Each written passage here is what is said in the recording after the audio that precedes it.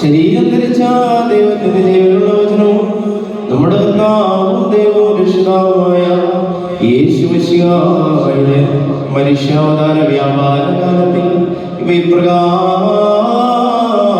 സംഭവിച്ചു.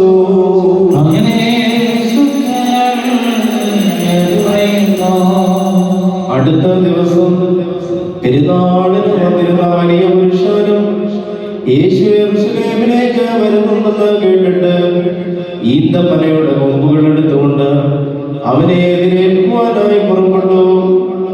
അവർ ഇങ്ങനെ ഉച്ചത്തിൽ വിളിച്ചു പറഞ്ഞു,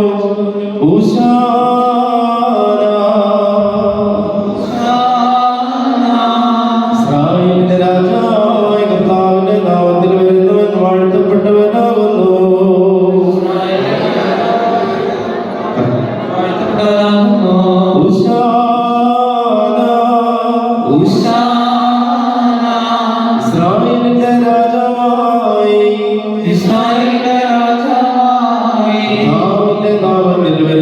വാഴ്ത്തപ്പെട്ടവനാകുന്നു. കർത്താവിന്റെ വരുന്നവൻ വാഴ്ത്തപ്പെട്ടവനാകുന്നു.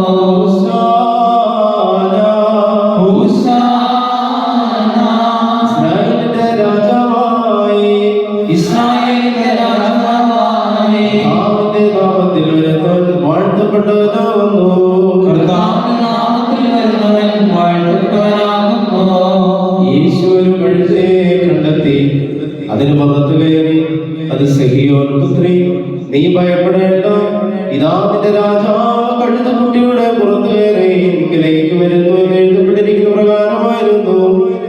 അവന്റെ ശിഷ്യന്മാർ അക്കാലത്ത് ഈ സംഗതികൾ മനസ്സിലാക്കിയിരുന്നില്ല. എങ്കിലും യേശുവിന്റെ മൗനത്തിന് ശേഷം അവനെ കുറിച്ച് ഇങ്ങനെ എഴുതപ്പെട്ടിട്ടുണ്ടായിരുന്നുവെന്നും അവനിൽ അവൻ നിവർത്തിതമായെന്നും ഓർത്തു. അവൻ ലാസറിനെ ശവക്കല്ലറയിൽ നിന്ന് വിളിക്കുകയും മരിച്ചവരുടെ ഉദ്ധരിക്കുകയും ചെയ്തു എന്നതിന് അവന്റെ കൂടെ ഉണ്ടായിരുന്ന ജനസമൂഹം സാക്ഷ്യം നൽകി. അവനെ അത്ഭുതം പ്രവർത്തിച്ചു എന്ന് കേട്ടുകൊണ്ട് വലിയ ജനസമൂഹം അവനെ എതിരേൽപ്പാനായി പുറപ്പെട്ടു.